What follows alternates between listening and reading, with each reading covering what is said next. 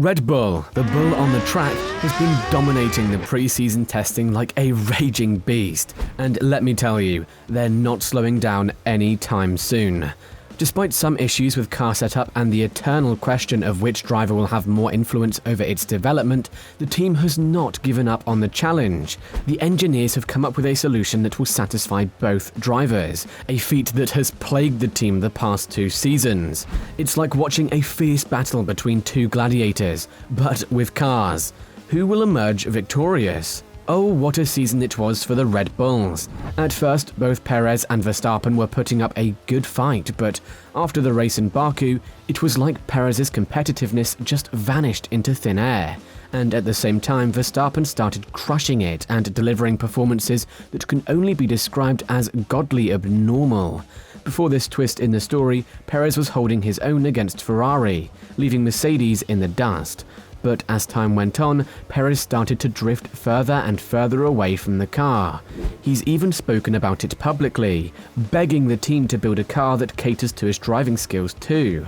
I mean, can you believe it? The man himself said it. The drama never stops with these drivers. This is what he said. Certainly, the car has become quicker from the beginning of the season, but certainly, I'm not as comfortable as I was in the beginning of the season. The comfort of the car is something that I need to work on my side to make sure we are able to get the maximum out of the car. I really hope that from this weekend, Spa GP, we run the cars slightly different, so we are able to spot some differences that can bring some performance on our side. It looks like Red Bull didn't do a darn thing to make Perez happy. Despite starting in P2 right behind Sainz, Perez couldn't keep up and got soundly beaten by his teammate, who started all the way back in P14. And get this, Verstappen was out there crushing the competition in the qualifying sessions by a whopping 6 or 7 tenths per second, leaving the second place Ferrari in the dust, but that's not even the worst part. Perez also got slammed by Helmut Marko for not being able to beat Sainz in qualifying. Ouch, that's gotta sting. But now it looks like Red Bull may have found the solution to Perez's 2022 season struggles. The team's engineers have been working tirelessly to find a way to satisfy both drivers, and it seems like they've finally cracked the code. At the beginning of the season, the car was struggling with understeer due to an overweight issue, which was actually something that Perez thrived under, but as the team worked to reduce the car's weight, it ended up improving the front end's turn-in, allowing Verstappen to absolutely slay the competition with the newly upgraded RB19. It's like watching a high-stakes game of chess, with the engineers constantly strategizing and adjusting to find the perfect balance for their drivers. Red Bull is definitely not playing around when it comes to pleasing their drivers. The team has been laser-focused on finding a solution that works for both Verstappen and Perez, and it seems like they may have finally cracked the code. Helmut Marko, the man with the plan, recently spilled the tea on the potential solution that the engineers have discovered to make both drivers happy as clams. It's like watching a spy thriller, with Marko carefully dropping hints and clues about the team's master plan. This is what he said. We had a car last year that Checo did very well with in the beginning, and after it was developed, Max has been more and more happy. The difference is that Max loves a strong front end, really biting. Checo is a little different. He wants a more docile car, but we seem to have found a solution that allows both drivers to show their qualities. Perez has confirmed that he and the Red Bull team are on the same page, which is a great foundation to build on. But what about the driving styles of Verstappen and Perez that the team needed to take into account? Verstappen is a master at taming cars with a jittery rear end, but he's been very clear that he doesn't want the car to be developed in that direction. In fact, he's adapted to Red Bull's history of producing cars with a strong front end. On the other hand, Perez has thrived in a car with an understeering front end, but it seems like the team has found a way to make both drivers happy. It's like trying to mix oil and water, but Red Bull is determined to find the perfect balance. What will this mean for their 2023 ambitions? This is what Verstappen had to say. I don't think it has necessarily suited my driving style. As a driver, you need to adapt to what you get, and that's also what I did when I joined Red Bull. The car was always like that, to be honest. It had a good front end, and I'd never experienced a fast car with understeer in my life in any category. With their newfound understanding of Verstappen and Perez's driving styles, the team is geared up to build a car that will leave the competition in the dust. But here's the catch: they need to be careful not to repeat the mistake of Mercedes in 2016, when their car was so tailor-made for one driver that it left the other driver in the dust.